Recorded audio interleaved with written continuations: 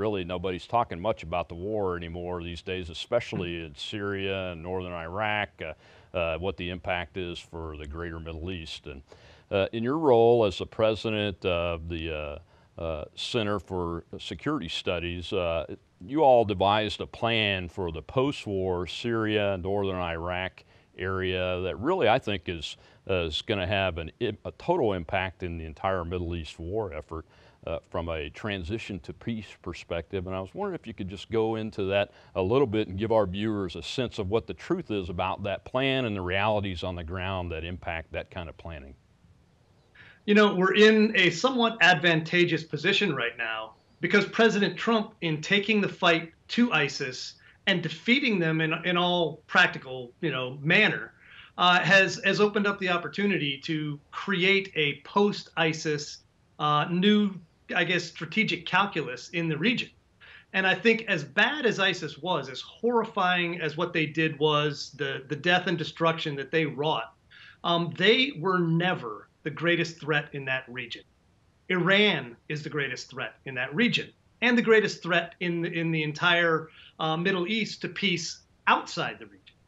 So what we tried to do in looking at what happens once ISIS is defeated and we need to stop, a perpetual war and move into a post-ISIS Middle East plan,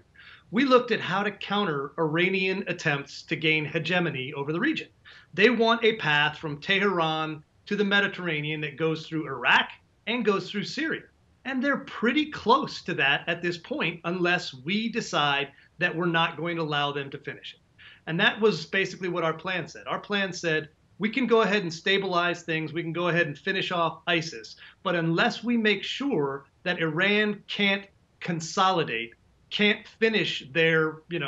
Shia crescent across that region, we will have done this for naught, because we will have actually created a situation that potentially is worse than having ISIS there. Yeah, so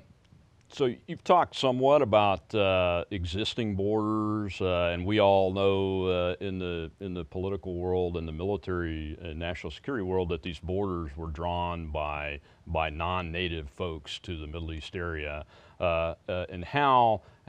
the way things have played out and set and the dust has settled really lends itself to establishing new entities or entities that look different but maybe on the same ground and maybe called similar things, or they may be different. I think you've called them protectorates in your plan, and how to establish those, and why more importantly, why we should help establish those as a lead into the transition to a lasting and fulfilling peace in the area.